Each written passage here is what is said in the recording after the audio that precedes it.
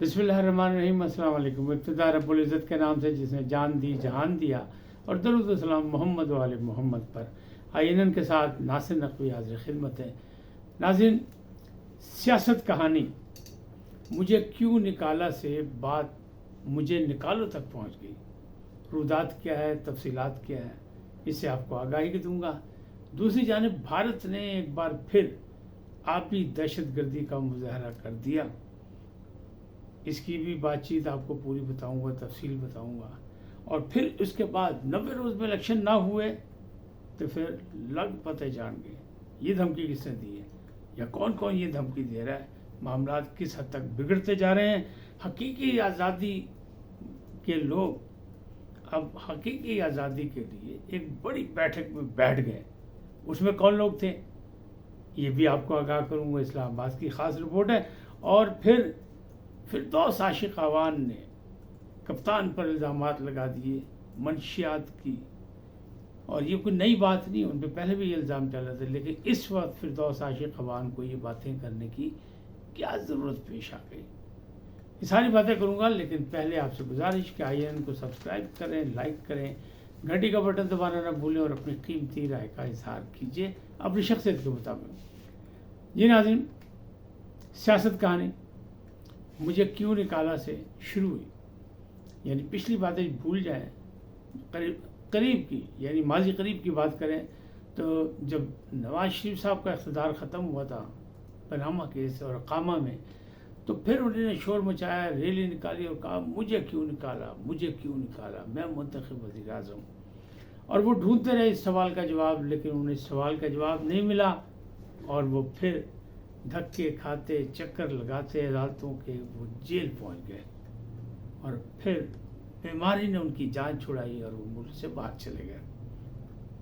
پھر انہوں نے پوچھا کہ مجھے کس نے نکالا، مجھے کیوں نکالا، کیونکہ وہ تو ملک سے باہر چلے گئے۔ اچھا، بہرحال اب تو وہ ملک آنے کے لیے بےتاب ہیں، کیونکہ انہیں پاکستان یاد آ رہا ہے، پاکستانی عوام یاد آ رہی ہے، پاکستانی عوام کے مسائل یاد آ رہے ہیں، پاکستان کی مشکلات نظر آ رہی ہیں، پاکستان کی مہنگائی یاد آ رہی ہے۔ لیکن دوسری جانب مجھے نکالو، یہ کیا کہانی؟ وکلاء حضرات کی ٹیمیں ملاقات کر رہی ہیں، بشرا بی بی ملاقات کر رہی ہیں، سابق وزیر اعظم، دوسرے سابق وزیر اعظم یعنی عمران خان نیازی، تو وہاں سے جو پیغامات آ رہے ہیں وہ یہی ہے، انڈائریکٹ پیغامات جو پتہ لگ رہے ہیں وہ یہ ہے کہ وہ کہہ رہے ہیں کہ بس بہت ہو گئی 5 اگست سے اب تک، لہٰذا مجھے یہاں سے نکالو۔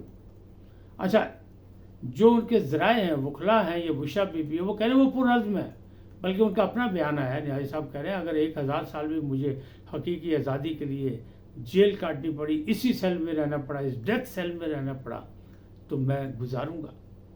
لیکن دوسری جانب ایک ویڈیو بھی انہیں جاری کر دی، 2 منٹ 18 سیکنڈ کا ٹیزر شامل کیا، مطلب جاری کیا انہوں نے پی ٹی آئی کی جانب سے، جس کی بڑی مطلب مارکیٹ میں اس وقت سوشل میڈیا بڑی دھوم ہے کہ جناب ایک چھوٹا سا سیل ہے، ڈیتھ سیل ہے، اس میں نیازی صاحب جو ہے بڑی مشکل سے چہل قدمی کر رہے ہیں، وہاں کسی چیز کی کوئی بے سر و سامانی بھی ہے۔ اور پھر وکیل عمیر نیازی نے بتایا کہ انہوں نے 5 اگست سے اب تک شیو بھی نہیں کی، حالانکہ پہلے یہ اطلاعات دی جا رہی تھی جو لوگ گئے تھے کہ جناب ان کو ایک نائی پرووائڈ کر دیا گیا، ان کو شیو کا انتظام کر دیا گیا، اور انہوں نے کالا کولا مانگا یا اپنا ہیئر کلر مانگا تو وہ بھی ان کو دے دیا گیا۔ لیکن اب عمیر نیازی صاحب نے بتایا کہ نہیں، یہ سب غلط ہے، ان کو تو شیو بھی نہیں کی انہوں نے۔ اب امید ہے کہ وہ شیو کر لیں گے، لیکن فی الحال تو انہوں نے داڑھی رکھی ہے نیازی صاحب نے۔ تو اب یہ صورتحال ہے۔ اس میں ظاہر ہے جب تنہائی ہو، قید تنہائی ہو، دوسرا قیدی بھی نہ ہو، کسی گپ شپ بھی نہ ہو، کوئی بات بھی نہیں ہو سکے، نہ کوئی باہر کی روشنی نظر آئے، نہ باہر آسمان دیکھا جا سکے، نہ چڑیوں کی چہچہاہٹ نظر آئے، تو پھر آدمی مایوس تو ہو ہی جاتا ہے۔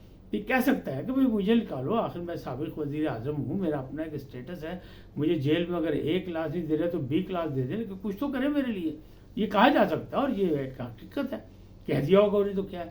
لیکن جو ایک حقیقی آزادی کی ایک بیٹھک ہوئی وہ بڑی مزیدار ہے۔ اس میں 2 چیزیں، ایک تو الیکشن کے حوالے سے کہ شاہ محمود قریشی جو وائس چیئرمین ہے تحریک انصاف کو، انہوں نے خط لکھا ہے نگران وزیر اعظم کو کہ جناب بہت بہت مبارک ہو، آپ ہمارے پرانے ساتھی ہیں، امید ہے کہ آپ کو یہ اقتدار مبارک ہوگا اور آپ 90 دن میں الیکشن ضرور کرائیں گے۔ انہوں نے مطالبہ کر دیا، انہوں نے کہا ہم یقین دہانی کرائیں تعاون کی، لیکن ساتھ انہوں نے کہا کہ الیکشن کرائیں گے، نہیں کرائیں گے تو پھر ہم اپنا حق استعمال کریں گے، عدالتوں میں جائیں گے، اسے چیلنج کریں گے. تو چیلنج کے حالات تو بن گئے کیونکہ نئی مردم شماری والا مسئلہ کھڑا ہو گیا. الیکشن کمیشن نے ایک شیڈول بھی جاری کر دیا جو انہیں وارا نہیں کھاتا. اس میں مسئلہ اچھا فیصل کنڈی صاحب پاکستان پیپلز پارٹی کی طرف سے وہی بول پڑے کہ جناب یہ اگر نہ کرائے 90 دن میں پھر دیکھ کر لگ پتے جائیں گے، یعنی ہم وہ کریں گے، دیکھیں گے احتجاج بھی ہوگا اور عدالتوں میں بھی جائیں گے، سب کچھ ہوگا. تو یہ بھی ایک دھمکی ہے. لیکن وہ جو حقیقی آزادی کی بیٹھک ہے وہ بڑی مزیدار ہے. وہ بھی اس میں بھی شاہ محمود قریشی صاحب تھے. اسلام آباد میں آسٹریلین ہائی کمشنر کے گھر پہ صبح کا ناشتہ ہوا. ناشتے پہ اکٹھے ہوئے کون کون ہوئے؟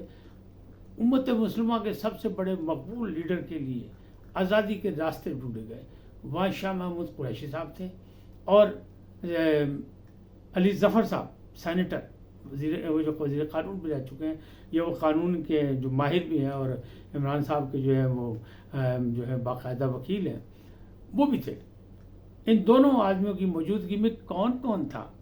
وہاں جناب امریکی سفیر صاحب بھی تھے، ڈونلڈ ٹرومپ جسے کہتے ہیں، وہ بھی تھے جن پہ الزام ہے کہ سارا کچھ، وہ بھی تھے. وہاں برطانیہ کی سفیر بھی تھیں وہ جو نئی آئی ہیں. اچھا اس کے علاوہ وہاں آسٹریلیا تو تھے ہی، ظاہر ہے ان کا ہائی کمشنر کا آفس تھا، کینیڈین بھی وہاں موجود تھے، یورپی یونین کے لوگ بھی موجود تھے. اور وہاں سر جوڑ کے یہ کہا گیا، یہ فیصلہ کیا گیا کہ جناب ایک بڑا لیڈر جو ہے وہ بڑی مشکلات میں پھنسا ہوا ہے اور اس کو جس جیل میں رکھا گیا وہ بھی انسانی حقوق کی خلاف ورزی ہے اور پھر اس کی رہائی کے بھی حالات کچھ نہیں ہو رہے. تو کوشش کی جائے سب سر جوڑ کے بیٹھے. اور اس میں جناب شاہ محمود قریشی اور علی ظفر صاحب نے اپنے کپتان کا مقدمہ لڑا کہ جناب آپ لوگوں سے امید ہے کہ آپ لوگ کریں، انسانی حقوق کے خلاف ورزی ہو رہی ہے اور یہ سیاست ہے، یہ کون سا جبر ہو رہا ہے، اس جبر کے خلاف. اچھا وہ جو ایک ویڈیو جاری ہوئی اس میں بھی یہی بتایا گیا، اس کی کمنٹری جو جاری ہوئی اس میں بھی یہی کہا گیا کہ جبر ہو رہا ہے، ظلم ہو رہا ہے. لیکن افسوسناک بات یہ ہے کہ ماضی کے لوگوں کو، ان لوگوں کو ماضی کے حالات کا پتہ ہی نہیں کہ جنرل ضیاء الحق کے دور میں کیا ہوا، سیاسی قیدیوں کے ساتھ، مشرف کے دور میں کیا ہوا، اس سے پہلے کیا ہوا. ان کو کسی کو نہیں پتا کہ جمہوری جدوجہد میں کیا کچھ کرنا. یہ قید جو ہے یہ تو ہوتی ہے. ایک آپ حیران ہوں گے جو لوگ قلعے میں بند کیے گئے تھے جنرل ضیاء الحق کے دور میں، اس میں صرف جتنا انسان کا قد ہوتا ہے نا اتنی بڑی جگہ تھی، اتنی ہی چھت تھی، اتنی ہی لمبائی تھی اور چوڑائی اتنی ہی تھی جتنا انسان چوڑا ہوتا ہے. اور روٹی یعنی کھانا جو تھا وہ نیچے سے، دروازے کے نیچے سے ان کو دے دیا جاتا تھا اور سلاخوں کے پیچھے ان کو، اور اسی کے اندر انہوں نے اپنی حاجت روائی بھی کرنی تھی. یعنی جو مسئلے مسائل تھے وہ بھی انہوں نے وہی کرنے تھے، ان کو باہر نکلنے کی اجازت نہیں تھی. تو سوچیں وہ ڈیتھ سیل تھا یا یہ ہے. اس لیے جو لوگ چکی میں بند کیے جاتے ہیں وہ کیا ہوتا ہے؟ وہاں بھی تو بہت کم جگہ ہوتی ہے. بہرحال چونکہ پہلی دفعہ گئے عمران خان صاحب تو پریشان ہے، لیکن یہ لوگ جو ہیں امت مسلمہ کے عظیم لیڈر کے لیے جو رہائی اور حقیقی آزادی کی فکر میں ہیں، تو اس میں سارے لوگ تھے نان مسلم تھے. اگر اس میں مسلمان تھے تو صرف یہی دو تھے، یعنی شاہ محمود قریشی اور علی ظفر، باقی نان مسلم تھے. ان سب نے سر جوڑ کے کہا کہ جناب اس کے لیے کچھ نہ کچھ کرنا پڑے گا. اور دوسری جانب پھر برطانیہ کی جو سفیر نئی نئی آئی ہیں انہوں نے یہ بھی اطلاع دی کہ جناب جمائمہ خان بڑی کوشش کر رہی ہیں اور ان کے بھائی جو ہیں وہ بھی بہت کوشش کر رہے ہیں. پھر صدر ٹرمپ کے جو داماد ہیں یہودی وہ بھی بڑی بھاگ دوڑ کر رہے ہیں.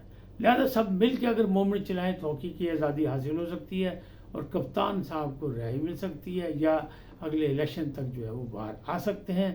تو اگر وہ آ جائیں گے تو پھر پاکستانیوں کو بھی حقیقی آزادی مل جائے گی. اب اس سے مطلب آپ خود اخذ کریں، میں کچھ نہیں کہتا، میرا تبصرہ اس پہ کچھ نہیں ہے، اس لیے کہ جو صورتحال ہے وہ میں نے آپ کو بتا دی کہ جناب محنت ترلے تک گل آ گئی. کوشش تو ہے، بہرحال پریشانی میں سب کچھ کیا جاتا ہے اور انسان وہی ہے جو صبر و تحمل سے اپنا ٹائم گزارے، مشکل وقت اور اچھے وقت کا انتظار کرے. علیمہ خان صاحبہ نے بھی بتایا کہ ان کا نام جو تھے وہ اشتہاری کی فہرست سے نکل گئے اور انہوں نے میڈیا سے گفتگو کرتے کہا کہ جناب میرا بھائیو پرعزم ہے، میری ملاقات ابھی نہیں ہوئی لیکن مجھے اجازت مل گئی کہ ملاقات کسی وقت ہو سکتی ہے، ہم کوشش کریں ملاقات ہو جائے. وہ پرعزم ہے اور وہ قید کاٹنے کو تیار ہیں. ان کے عزائم جو ہیں وہ بڑے، یعنی وہ ٹھوس آدمی ہیں، مضبوط ارادوں کے ہیں، لہذا ان کے ارادے جو ہے کوئی پسپا نہیں کر سکتا. بہرحال ٹھیک ہے، ایسے ہی ہونا چاہیے، لیڈر ہوتا ہی ایسا ہے۔